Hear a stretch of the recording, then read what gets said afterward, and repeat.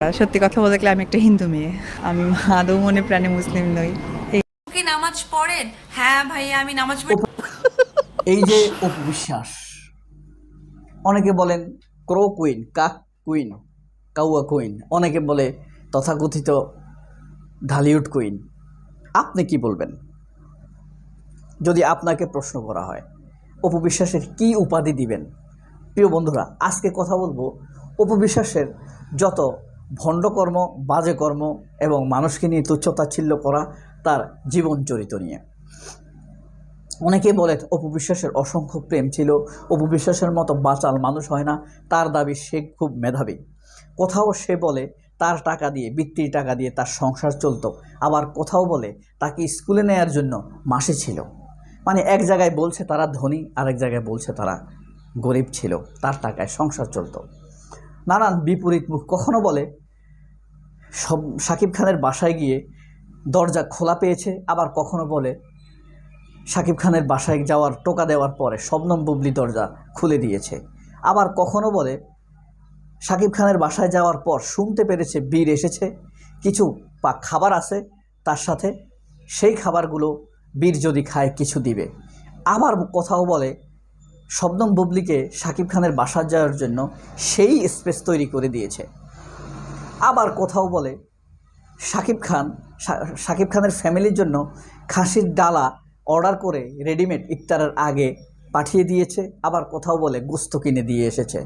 তার কথাবার্তার রকম ফেল শুনলে মাথা ঘুরে যাবে, যে কারণে ধীরে ধীরে আমি তাকে নিয়ে চিন্তাভাবনা, কথাবার্তা বন্ধ করে দিয়েছি।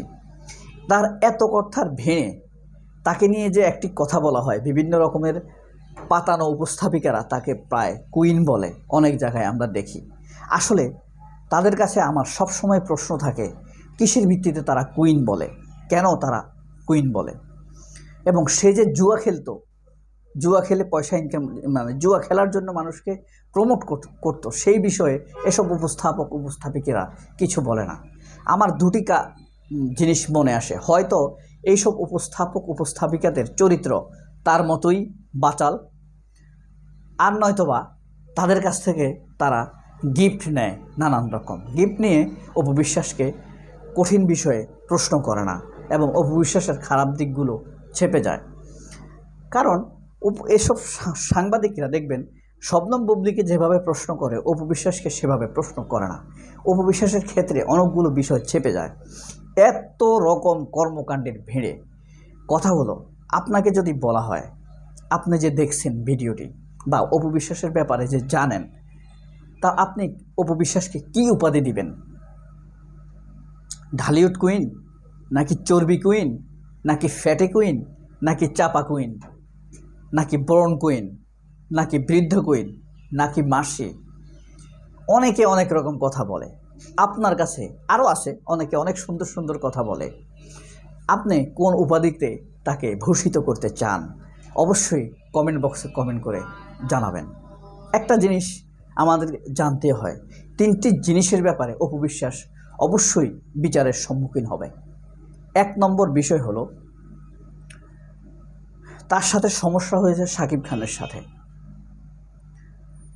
শাকিব খান ম্যাচিউরড, সে দীর্ঘ 3 বছর 4 বছর যাবৎ শাকিব খানের পরিবারের বিরুদ্ধে অনবরত মিথ্যাচার করে গিয়েছে।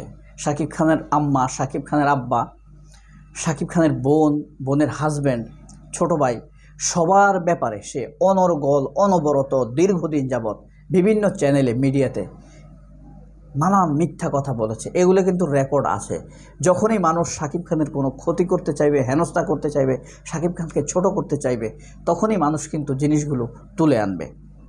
অথবা বড় কোনো শত্রু যদি শাকিব খানের ক্ষতি করতে চায়, তাহলে এগুলোর উপর ভিত্তি করে শাকিব খানের ক্ষতি করার চেষ্টা করবে। সো অপবিশ্বাস শাকিব খানের পরিবারের যে ক্ষতি করে গিয়েছে, যেখানে শাকিব খানের কোনো দোষ নেই, শাকিব খানের পরিবারের কোনো দোষ নেই, থাকলে শাকিব খানের থাকবে, সেই দোষের জন্য অপবিশ্বাসকে অবশ্যই কখনো না কখনো শাস্তির সম্মুখীন হতেই হবে। আমিও এই শাস্তির জন্য দাবি জানাচ্ছি। দ্বিতীয়ত হলো, এই অপবিশ্বাস ফোন কল হ্যাক করে অনুমতি ব্যতীত ফোন কল হ্যাক করে যে মানে অপরাধ করেছে, সেই অপরাধেরও শাস্তি হবে। দেখেন, তাকে ফোন করেছে ফারজানা মুন্নি। এই ফোনে বলা হয়েছে, শাকিব খানের নাম্বার দেয়া হয়েছে, শবনম বুবলিকে নিয়ে কথা হয়েছে, শাকিব খানকে নিয়ে কথা হয়েছে, কিন্তু সেখানে সবগুলো কথা হলো ফারজানা মুন্নির। অপবিশ্বাস ফোন কলগুলো কেটে দেয়া হয়েছে। অপবিশ্বাসের কথোপকথন সেখানে নেই। অর্থাৎ তিনি এখানে কারসাজি করে তার দিক থেকে তার কথাগুলো সেভ করে কেটে তিনি ফারজানা মুন্নির কথাটা ফাঁস করেছেন। এই বাংলাদেশের ডিজিটাল নিরাপত্তা আইনে এই অপরাধের জন্য তার অবশ্যই শাস্তি হবে, অবশ্যই শাস্তি হবে। এই দুইটি জিনিসের জন্য আমিও শাস্তি দাবি করছি। 3, অপবিশ্বাস শবনম বুবলির বিরুদ্ধে বিভিন্ন সাক্ষাৎকারে ইউটিউবে যে সকল প্রমাণিত মিথ্যা বলেছেন, মানে যেই কথাগুলো, যে মিথ্যাগুলো মিথ্যা হিসেবে প্রমাণিত হয়েছে। 1 নাম্বার হলো এই যে গান বাংলার অফিসের শবনম বুবলিকে বাথরুম থেকে আসতে দেখেছে অপবিশ্বাস। তারপরে সেখানে রাতের 3টা বাজে গিয়েছে শবনম বুবলি। ফারজানা মুন্নি এবং তাপসের ঘর ভাঙার চেষ্টা করেছে শবনম বুবলি। এই কথাটি আপনি যত কথাই বলেন, আইনগতভাবে অপবিশ্বাসের এই অভিযোগটি মিথ্যা প্রমাণিত হয়েছে। এখনও তিনি এই বিষয় নিয়ে কথা বলে যাচ্ছেন। এই বিষয়টির জন্য অবশ্যই অপবিশ্বাসের শাস্তি।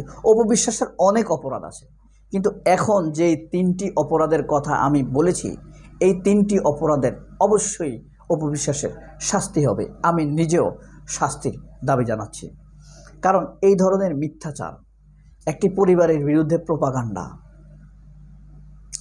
একজন মানুষকে সারা জীবন তার পরিবারের কাছে হেনস্থা করে দাঁড় করিয়ে দেওয়া। আপনি দেখেন, তার টার্গেট কিন্তু, অপবিশ্বাসের টার্গেটগুলো হলো ফ্যামিলি। শাকিব খানের সাথে বিচ্ছিন্ন হওয়ার পর সে পুরো ফ্যামিলিকে টার্গেট করেছে।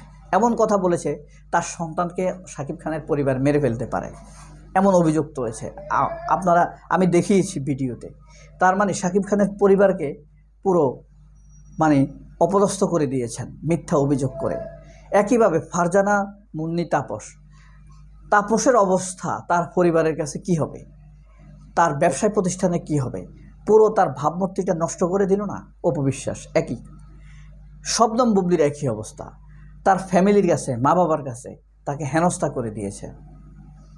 তাহলে তার টার্গেট ফ্যামিলি নিয়ে টার্গেট করে। এই 3টি অপরাধের জন্য তার শাস্তি হবে বলে আমি মনে করি।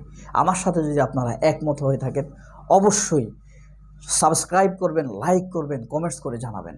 অনেক ভালো থাকবেন। আল্লাহ হাফেজ। আসসালামু আলাইকুম।